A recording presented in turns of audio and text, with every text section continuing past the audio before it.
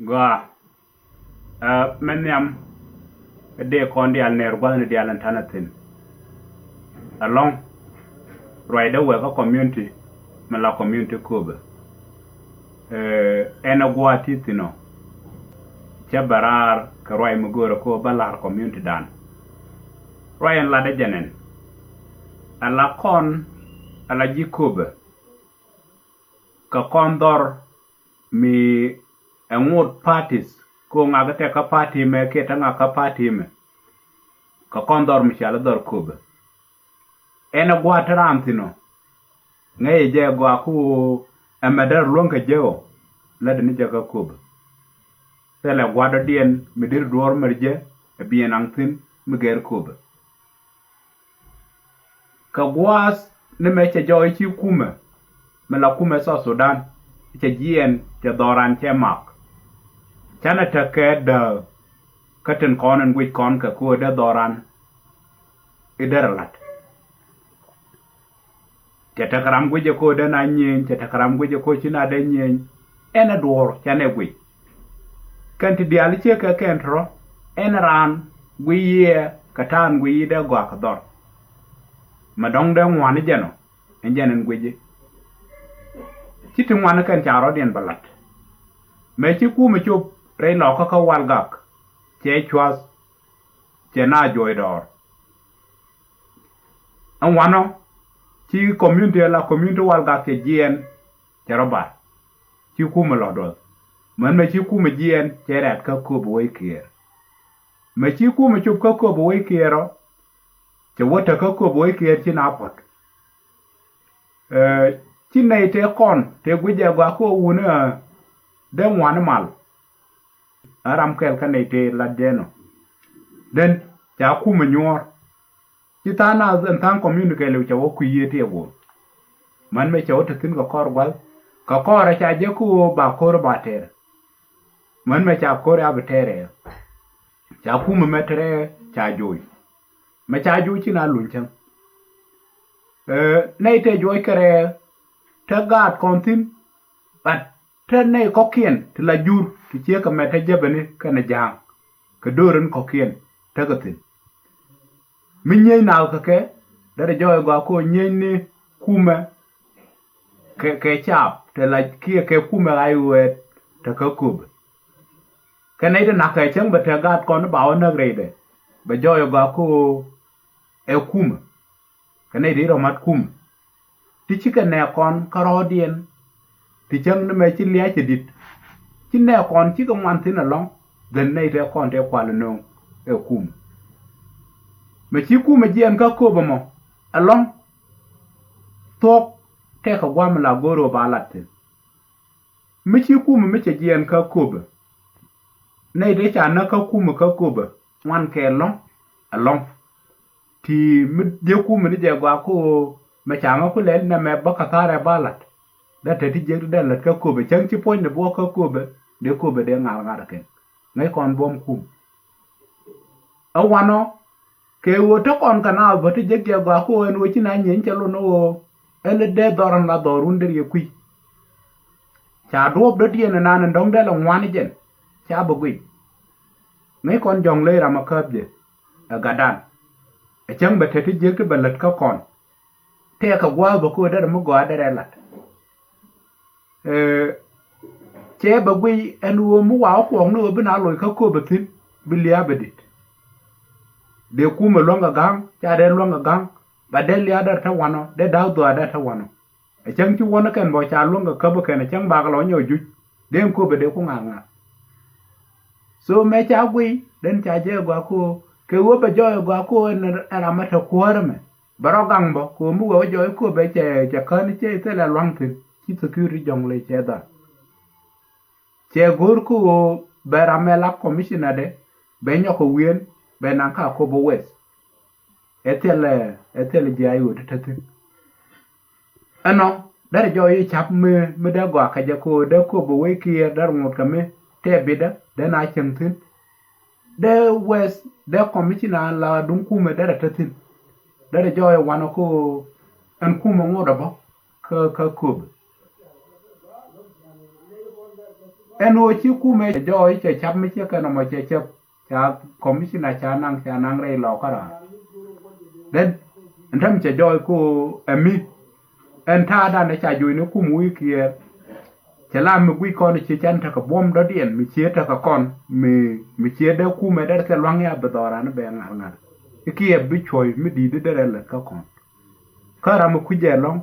a kuoren la kuoren ka ko benen ni jomu yalu pan kaje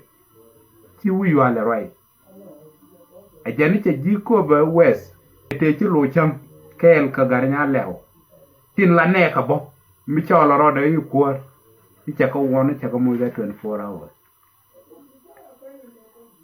kan 24 hours mi ken ka jien be ko ba west be wo yan ma be nyin ge jike de okay mu kwana ro ti ko jin la le de mi ngi go ko malada mete gwa mu lo de ti ena ko bo west mi jien wiji yan ma ngi go ko tele kume mi la kume mi la de kume metetin mi ger ga to kono la gada ko bo west ano cher mi ci digliero wo ban ko bo west kane isi bi ganyi kiele mu ci digliero manyam ewo ala nyir kam ne dangrew mi don wi wal kana quiz e lokorodien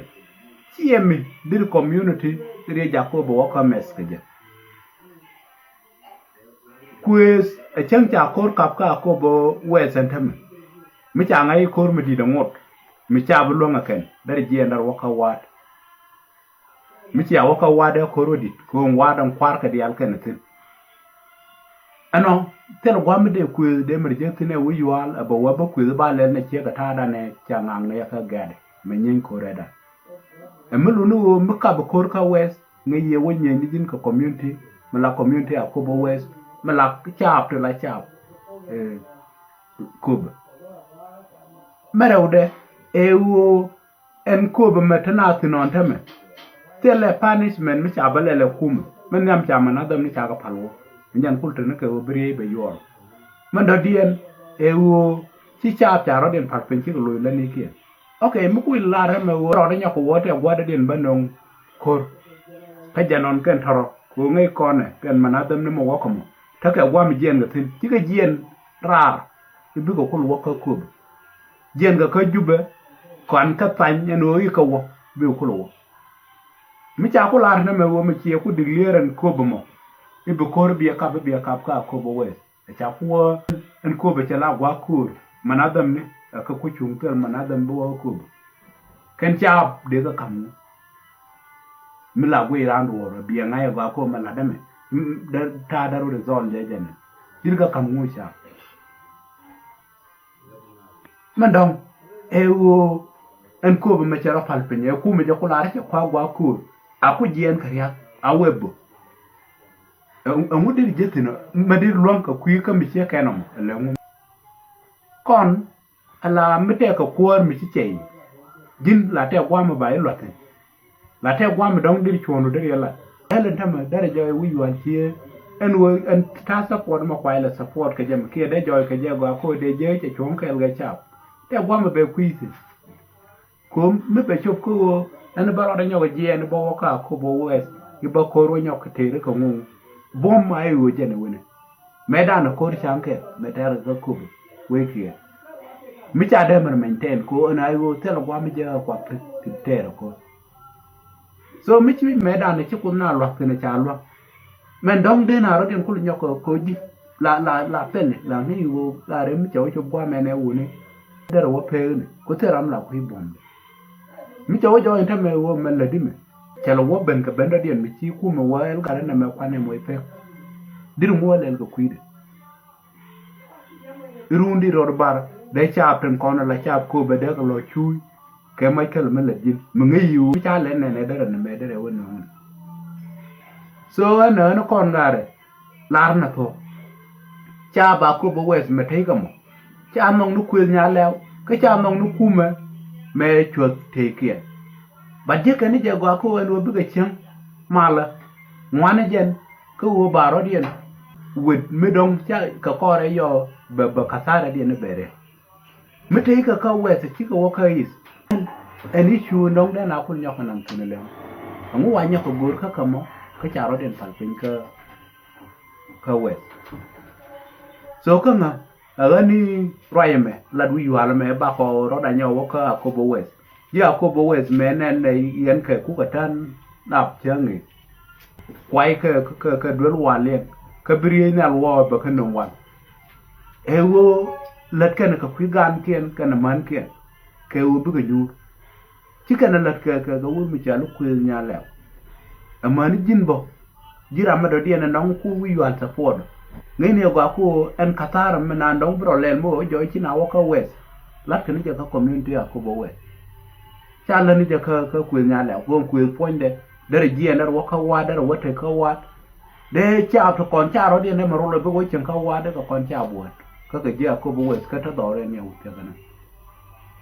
so ene na na to man dong wo bo cha nga ka bo na me wal ga